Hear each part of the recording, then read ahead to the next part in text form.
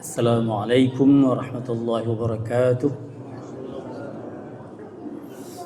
Alhamdulillah wassalatu wassalamu ala Rasulillah wa ala alihi wa ashabihi wa man tabi'ana ba'd. InsyaAllah pada malam ini kita akan membacakan ayat 30 daripada surat Al-Ahzab.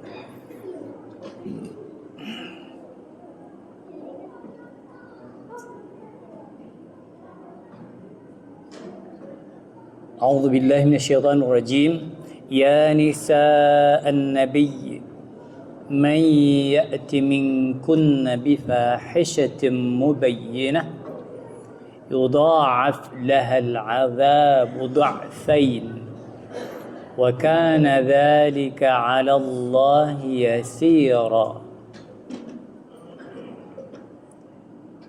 يا نساء النبي wahai istri-istri Nabi, may ya'ti minkunna bifahishatin mubayyinah, barang siapa di antara kamu mengerjakan perbuatan keji mubayyinah yang nyata, yudha'af lahal 'adzabu du'afaini, maka Allah akan melipat gandakan siksaan kepada mereka 2 kali lipat.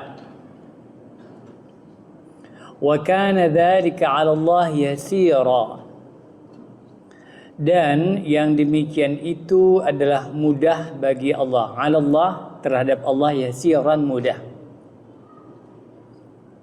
Ayat ini menceritakan tentang ya nisa an-nabi, tentang istri-istri Nabi, atau disebut juga ummul mukminin atau ummahatul mukminin, karena banyak istri Nabi, dari 9 yang sekali bersatu, dan semuanya ada 12 orang. Allah menyuruhkan khusus kepada istri Nabi, berarti ini tidak termasuk wanita-wanita yang lain yang bukan istri Nabi. Apa peraturannya?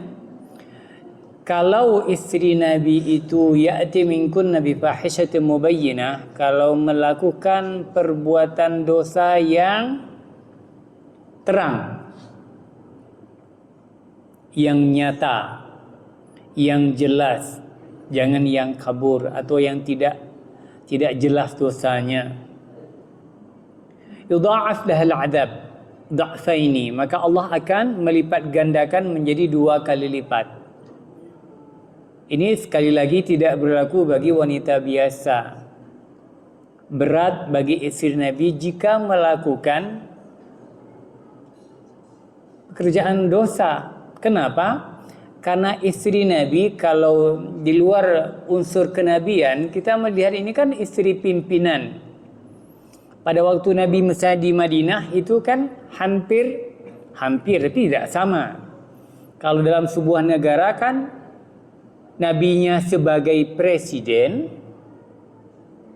dan tentu istri Nabi itu sebagai ibu negara.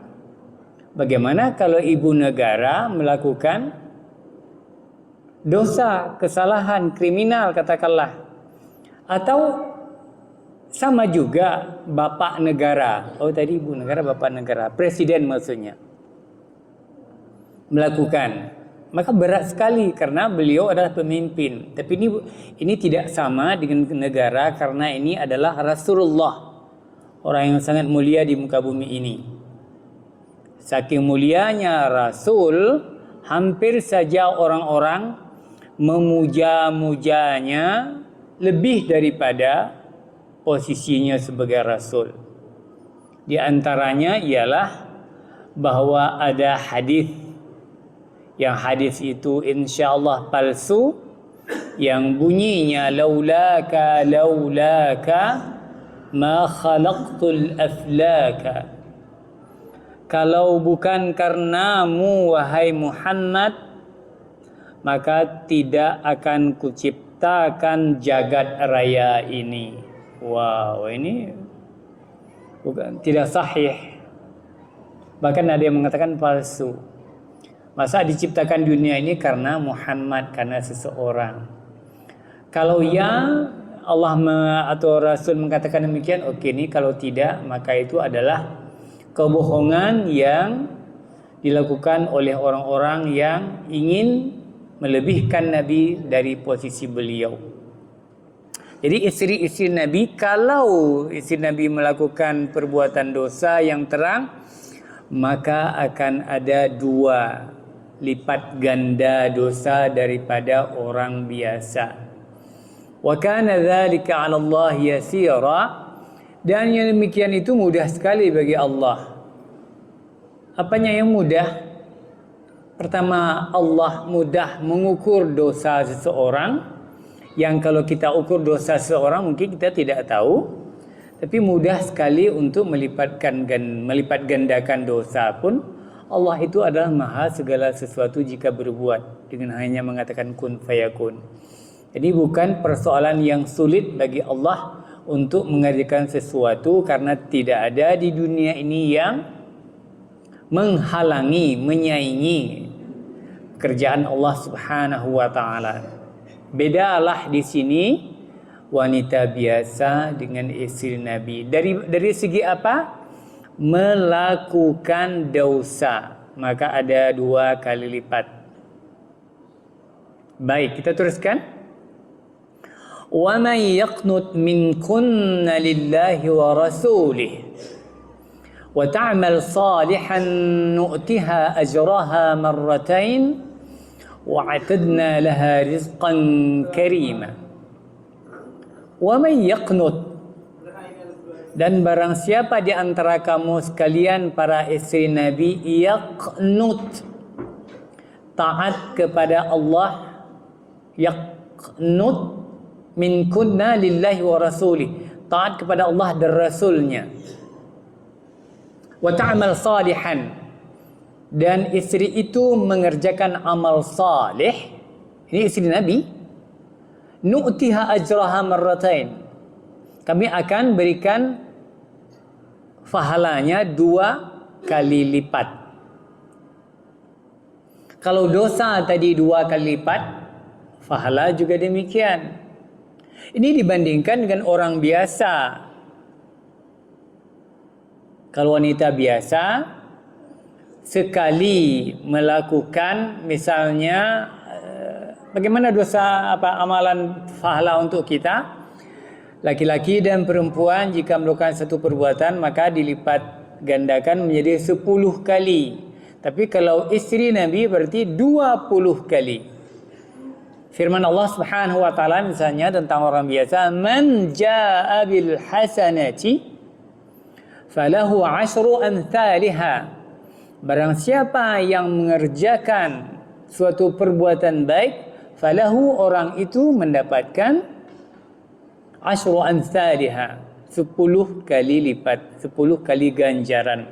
Sama seperti kita membaca satu huruf Al-Quran akan mendapatkan 10 pahala. Ajraha marratain wa atanna laha rizqan karima, dan siapa saja istri Nabi yang melakukan perbuatan yang baik akan kami sediakan untuknya rizqan karima, rezeki yang mulia. Apa kata ahli tafsir? Rezeki yang mulia itu adalah nanti di syurga akan mendapatkan sesuatu yang berbeda dengan orang lain dengan statusnya sebagai istri Nabi sallallahu alaihi wasallam.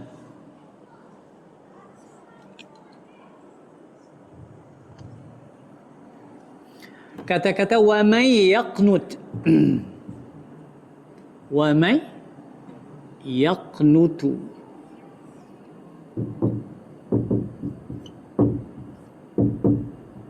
may yaqnut. Apa arti yaqnut? Kata-kata yaqnut ini, yaqnutu ini, yang mungkin kita tidak tahu apa itu arti yaqnutu. Baru tahu, kita ambil masdar yang lain, yaitu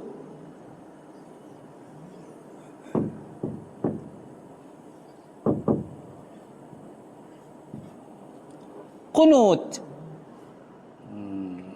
Jadi qunut itu asalnya adalah bahasa Al-Quran. Wa may yaqnut. Kalau kita ingin terjemahkan secara bahasa Arab, berarti barang siapa yang berkunut. Apa arti kunut? Yaitu orang yang taat beribadah atau tekun dalam ibadah. Sehingga orang kita, cara pengajian kita memberi makna kunut pada salat dengan makna Al-Quran. Apa makna Al-Quran kunut itu? Taat beribadah, rajin beribadah, tekun beribadah, itu kunut. Kalau kita pasang pada salat subuh, orang kuat beribadah pada salat subuh, cirinya adalah panjang ayatnya. Yang lemah, pendek sekali baca. Apakah Bapak berkunut? Ya, kalau salatnya lama di subuhnya. Artinya Bapak tidak membaca di subuh itu qulhu misalnya, atau inna a'tainakal kautsar. Dan itu pula makna hadis anna Rasulullah sallallahu alaihi wasallam la yazalu yaqnutu hatta faraqa ad-dunya. Bahwa Rasul sallallahu alaihi wasallam senantiasa berkunut di salat subuh sehingga beliau meninggal dunia. Apa maksudnya? Wa may yaqnut. Berkunut dalam arti panjangnya salat subuh. Bahkan di negara Arab kita mendengar daripada orang yang berhaji dan umrah, salat subuh antara azan dan subuh, antara azan dan sunat, antara azan subuh dan salat subuhnya itu kadang melebihi setengah jam. Kenapa? Jadi orang sehingga datang orang Aceh. Di luar Masjid Haram ada masjid di kampung, di luar kota. Orang Aceh mengira enggak ada imam. Langsung kejak go nyanyi ke imam, bertakak je kunut. Jadi kemudian jadi cekcok adanya. Begitulah kalau kita lemah. Jadi wa may yaqnut minkunna, barang siapa berkunut, artinya taat kepada Allah atau tekun beribadah kepada Allah dan Rasulnya, wa ta'mal salihan, dan dia itu istri ta'mal, karena ta'mal ini dhamirnya hiya, wa hiya ta'mal, dan dia beramal-amal saleh, akan diberikan ajaran 2 kali lipat dan disediakan rezeki yang mulia di dalam syurga. Janji kepada istri Nabi. Kemarin kita sudah baca bahwa istri Nabi juga sebagai manusia biasa pernah meminta sesuatu dari Nabi Rasulullah SAW, dan sesuatu itu yang tidak disanggupi sehingga mendapat teguran daripada Allah Subhanahu wa taala. Menjadi istri Nabi Muhammad berarti harus siap hidup sebagai orang miskin. Kalau dari segi penghidupan sehari-hari, mana lebih bagus istri Nabi Muhammad dengan istri kita?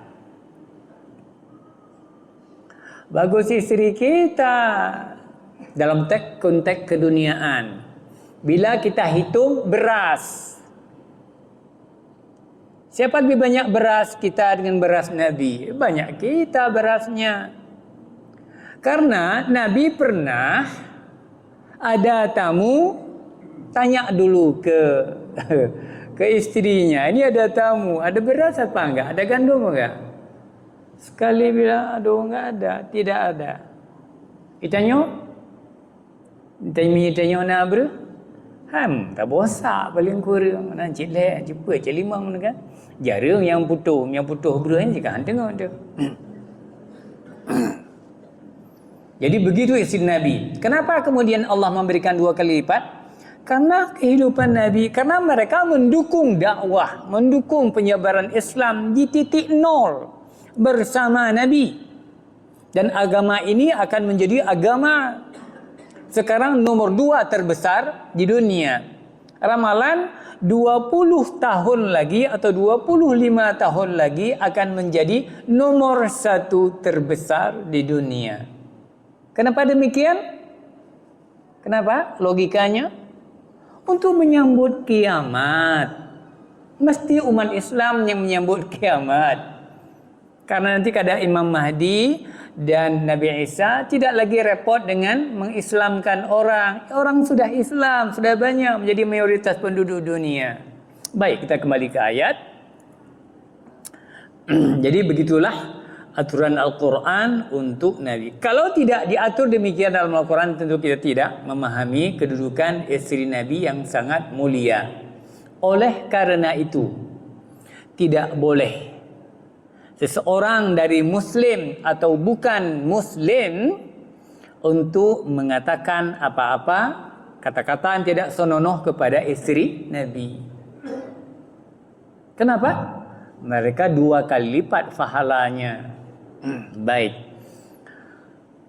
Ayat berikutnya, ya nisa an-nabiy lastunna ka ahadim minan nisa in ittaqaitun. Wahai istri Nabi, lastunna ka ahadim minan nisa, kamu itu tidak sama dengan seorang dari wanita, seseorang dari wanita biasa. In ittaqaitunna, ketika atau jika kamu itu bertakwa, bukan seperti wanita yang lain. Dari apanya yang bukan? Pertama istri Nabi, yang kedua ketaatannya.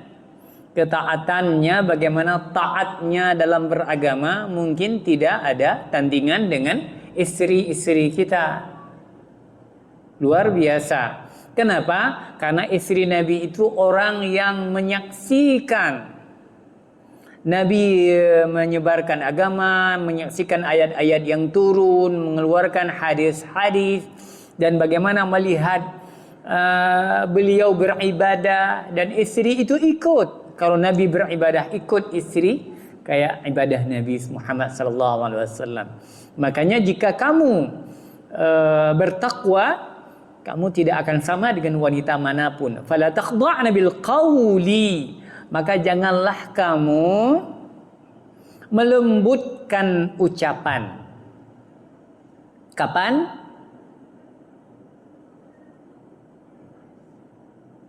Di saat berbicara dengan orang laki-laki. Fayatma'ul ladzi fi qalbihi marad. Kalau nanti wanita atau istri Nabi berbicara dengan orang dengan lemah lembut, dengan gemulai, fayatma'ul ladzi, maka orang-orang yang di dalam hatinya ada marad, ada yang tidak beres dalam hati terhadap wanita, fayatma', maka dia berusaha untuk berbuat yang tidak baik. Yatma'u, dia yatama'u itu bertamak, berkeinginan, berambisi, bernafsu. Kenapa bernafsu? Karena wanita bicaranya lemah lembut. Wanita dilarang bicara. Wanita kita sama saja. Seorang perempuan bertemu dengan laki-laki lain, jangan lembut-lembut sekali, senyum-senyum manis dan sebagainya. Itu memang menggoda namanya. Bicara biasa saja, suaranya datar.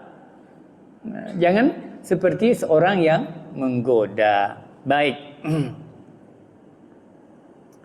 Fatma alladzina fi marad wa qulna qawlan ma'rufa, dan ucapkanlah perkataan yang baik. Ma'rufa pertama baik. Yang kedua ma'ruf artinya. Ma'ruf bahasa Indonesia apa itu? Yang lazim, yang biasa. Kayak biasanya itu ma'ruf. Tentu yang biasa yang baik. Jadi ma'ruf itu 2 pengertiannya. Pertama yang artinya yang baik. Kedua yang ma'ruf adalah yang berarti yang biasa, yang baik, yang biasa. Bagaimana? Bagaimana ma'rufnya? Contoh.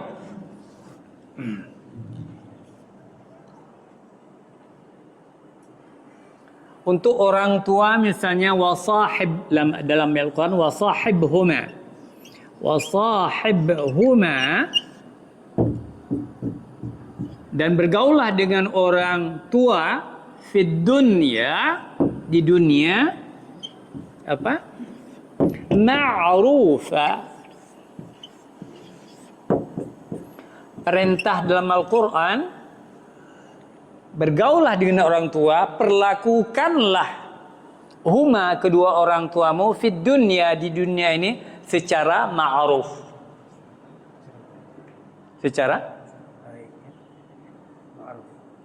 pertama secara baik, tapi secara menurut biasanya bagaimana? Kebiasaan bagaimana? Contoh, orang tua saya siapa? Ayah atau ibu? Ibu biasanya apa? Beliau suka apanya misalnya? Suka dibeli apa? Suka dibeli makanan, ya nasi biasa, nasi bungkus, roti. Rotinya pisang goreng. Maunya beliau pisang goreng. Tapi kalau kita beli memang makanan dari Perancis, ya gitu kan? Jangan, itu orang kampung disuruh beli di pasar, jangan. Jadi dia bergaul menurut apa? Bahkan ibu-ibu di kampung banyak berpesan kepada anaknya, nya menyakajak ukudeh bek tuo kablo ranum. Itu ma'ruf, dia mintanya ranum. Siri mintanya, itu yang ma'ruf, pergaul. Jadi untuk menyenangkan orang tua beli ranuk, itu aja. Jangan beli yang lain. Mungkin beliau enggak akrab dengan KFC, gitu kan. Itu ma'rufah maksudnya, baik dan secara biasa. Makanya disuruh bergaul dengan. Kenapa kalimat ini dalam Al-Quran bergaul dengan orang tua secara ma'ruf? Karena perlakuan terhadap orang tua 1000 orang tua, maka 1000 macam perlakuan. Ibu saya beda dengan ibu bapak dari bapak. Enggak beda caranya kan? Enggak sama, jangan disamakan. Jadi enggak boleh dibuat peraturan kalau dengan ibu yang harus dibeli begini. Enggak bisa. Enggak bisa, coba beli. Dibawa enggak dibeli ranum misalnya. Yang dibawa pulang apa? Lipstick. Ya gelawangan. Menawa gelawa watu. Tapi walaupun di kota ada juga ibu-ibu itu ayahnya suruh sama anaknya walaupun sudah tua beli lipstick karena memang di kotanya beda gayanya dengan gaya di kampung. Beda belau lipstick ke mak ada yang kampung. Ranup gitu belau. Nyan kajib mirah lagi ada lipstick je.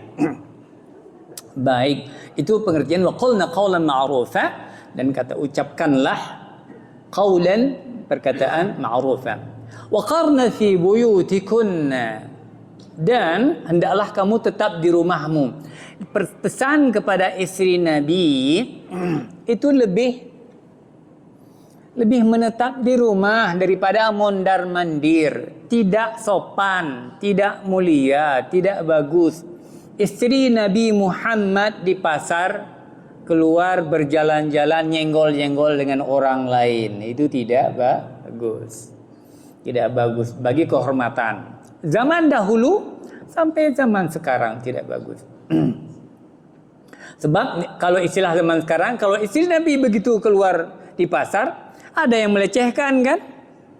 Ada yang cukeh sana, cukeh sini, orang-orang apa? Masya Allah, makanya jangan. Menetap di rumah. Wala tabarruzna tabarrujal jahiliyatil ula. Dan jangan pula bertingkah laku seperti orang-orang jahiliyah dahulu. Bagaimana orang jahiliyah? Masya Allah. Ya pakaiannya, ya tutur katanya, ya lirikan matanya dan sebagainya. Orang jahiliyah itu adalah zaman Nabi ada, di zaman kita pun adalah tidak berkurang. Wanita-wanita yang kerjanya. Cuma bedanya apa? Di zaman Nabi, kalau orang-orang yang wanita yang jahat itu adalah menjadi hina.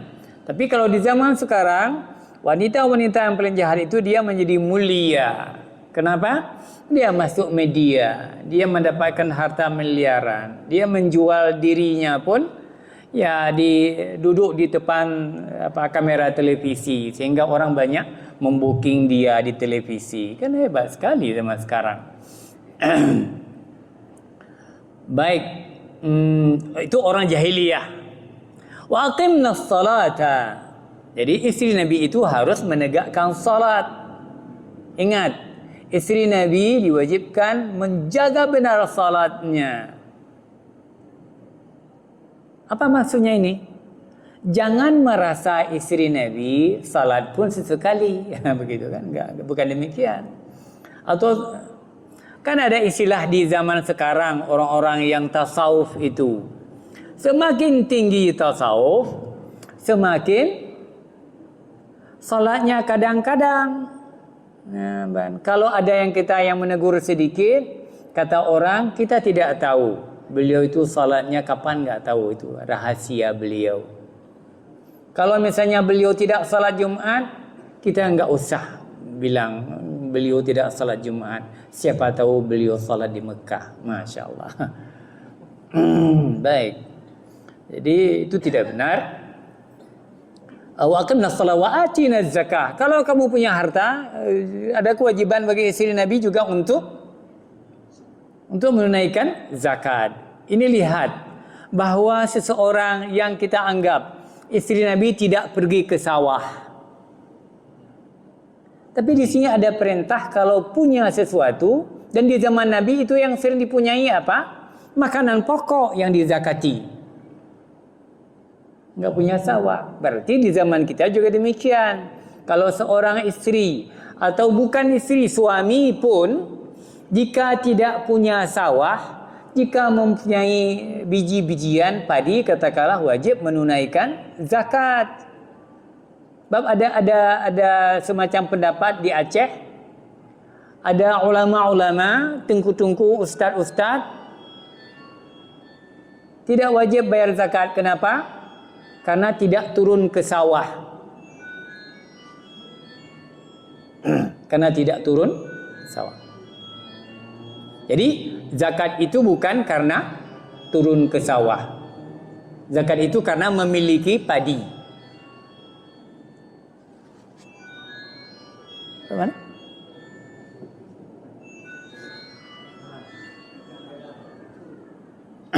Baik. Disuruh tunaikan zakat. Terus wa ata'na Allah wa rasulahu, dan taat kepada Allah dan Rasulnya wajib. Tidak ada keringanan. Ternyata salat, puasa, zakat, taat kepada Allah, Nabi, istri Nabi tidak ada keringanan. Innama yuridullahu liyudhhiba ankumur rijsa ahlal baiti. Sesungguhnya Allah bermaksud dengan memerintahkan amalan syariat itu, apa maksudnya? Liyudhiba ankumur rijsa, untuk menghilangkan dosa daripada kamu supaya tidak berdosa. Siapa? Ahlul bait, dosa ahlul bait.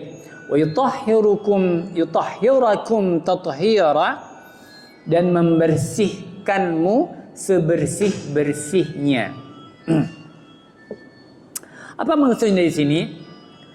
Allah menginginkan Nabi bersih, suci, istrinya juga, supaya apa? Supaya orang-orang baik yang mukmin atau yang tidak mukmin tidak menjatuhkan martabat istri Nabi. Maksudnya, kalau istri Nabi tidak bersih, berarti Nabi juga yang kena nantinya. Seperti tadi, kenapa tidak mondar-mandir di pasar? Karena nanti kalau sesuatu kejadian tentu akan membahayakan pribadi Nabi juga. Di sini Allah menginginkan apa? Dengan menyuruh ini dan itu kepada istri Nabi supaya ditaati dan dijaga benar, supaya untuk dibersihkan sebersih-bersihnya. Akhirnya dalam sejarah istri Nabi, tidak ada yang bisa tulis yang buruk sampai zaman sekarang. Apa dosa Khadijah, istri pertama, atau Saudah, atau siapa namanya lagi,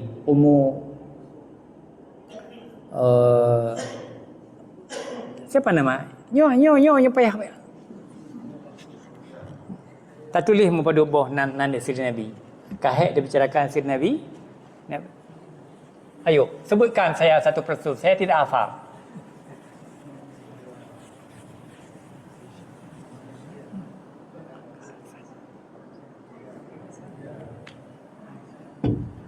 Khadijah, Saudah,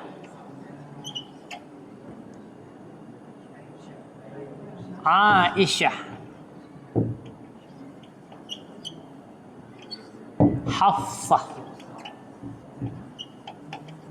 Ini anak Umar ni, binti Umar. Binti Umar. 5.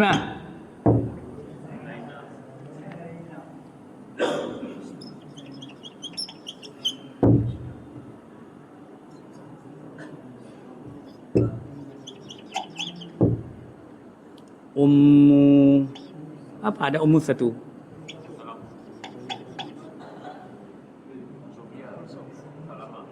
Ummu Salamah. Ya.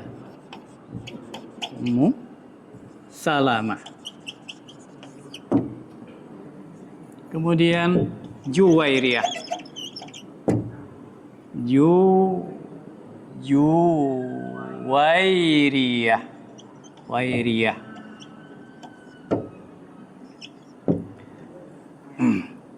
Siapa lagi?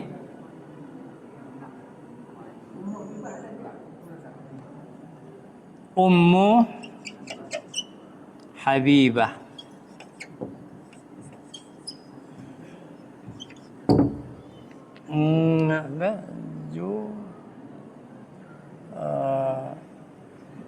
Ada Safiyah. Ada Safiyah. Ada 10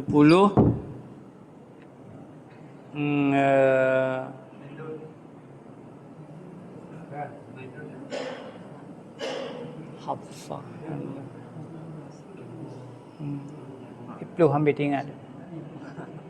Tak apa-apa. Maimunah.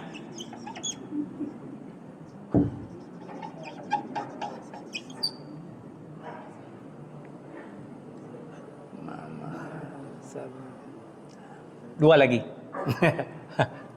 Enggak apa-apa. Sudah lama-lama tidak diingat, maka tidak lama tidak. Baik. Tahurukum tadrira. Dia orang-orang ini super ketat. Dari sejarahnya, akibat mereka menerapkan seperti Al-Quran ini, perintah khusus kepada mereka, tidak ada yang bisa ditulis dalam sejarah sesuatu yang cacat dari perlakuan mereka. Tapi walaupun ada sedikit-sedikit antar satu sama lain, itu adalah pelajaran. Pelajaran sesuai dengan ayat Al-Quran. Karena wanita itu adalah khuliqna min dhil', tercipta, ada hadis Bukhari, diciptakan dari tulang rusuk. Tulang rusuk itu posisinya selalu lengkung bengkok. Nah, itu hadis. Walaupun ada yang mentakwilnya wallahu a'lam bissawab. Baik, kita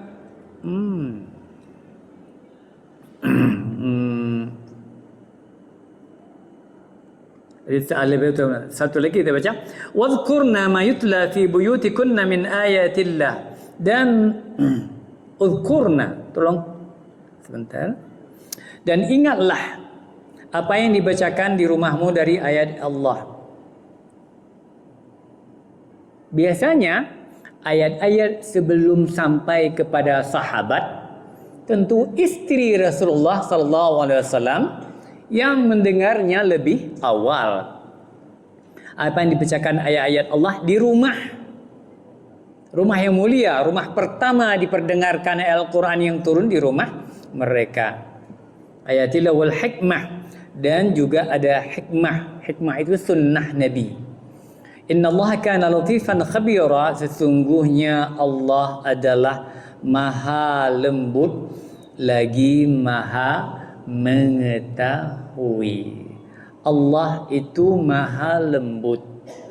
Maka Allah menginginkan nabinya dan istri-istri Nabi itu berada di dalam kelembutan supaya menjadi tauladan. Di saat ayat Al-Quran misalnya begini, laqad kana lakum fi rasulillahi uswatun hasanah. Bagimu itu sungguh dari pribadi dari Muhammad itu ada uswah hasanah. Nabi bersama istri-istrinya, bukan Nabi sebagai perorangan. Karena dalam kehidupan suami istri Nabi dengan para istri itu di sana pelajaran yang banyak. Adakah misalnya apa pelajaran? Tadi kita ulang. Apakah di saat melihat tidak ada beras, kemudian istilahnya istri Nabi itu mupepet? Tidak pernah. Padahal beras tidak ada. Tapi tidak pernah. Malah kemudian Allah yang Nabi yang tertawa karena Allah memberitahu tentang tidak ada beras. Pernah kita ceritakan sebuah cerita dulu, datang tamu tidak ada beras, Nabi serahkan tamu kepada sahabat yang lain.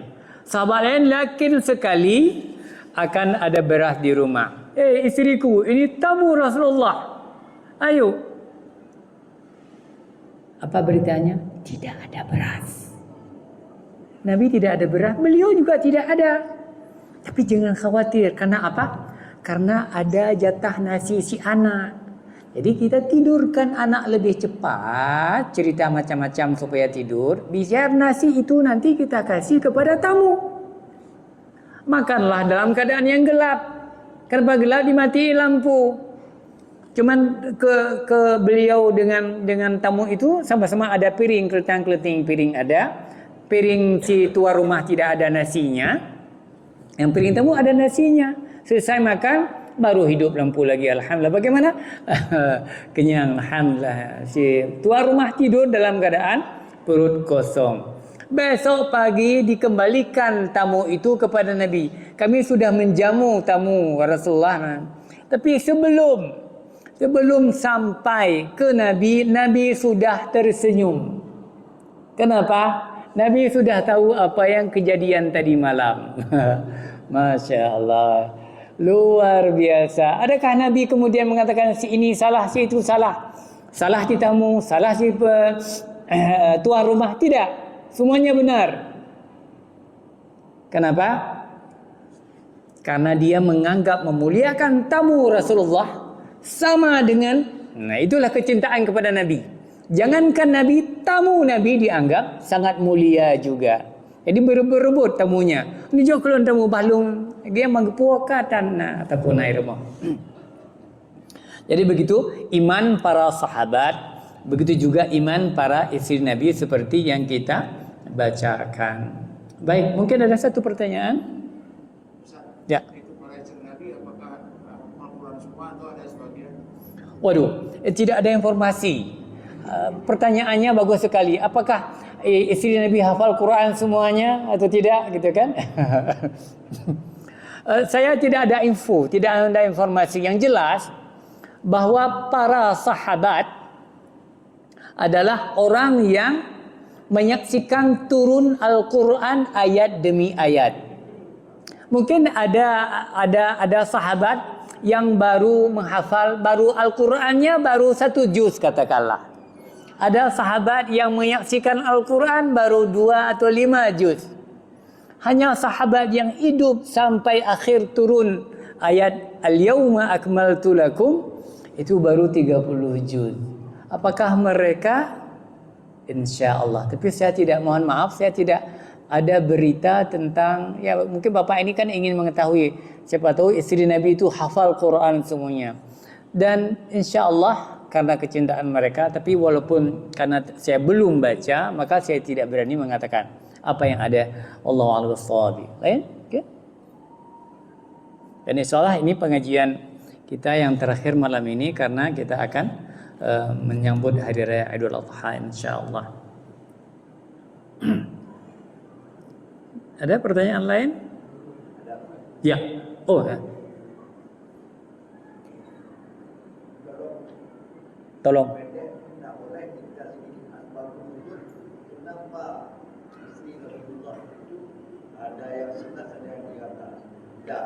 Ada yang?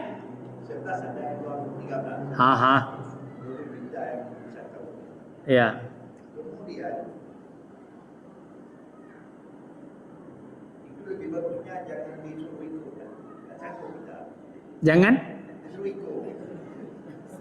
Tak sanggup namanya. Pusiku.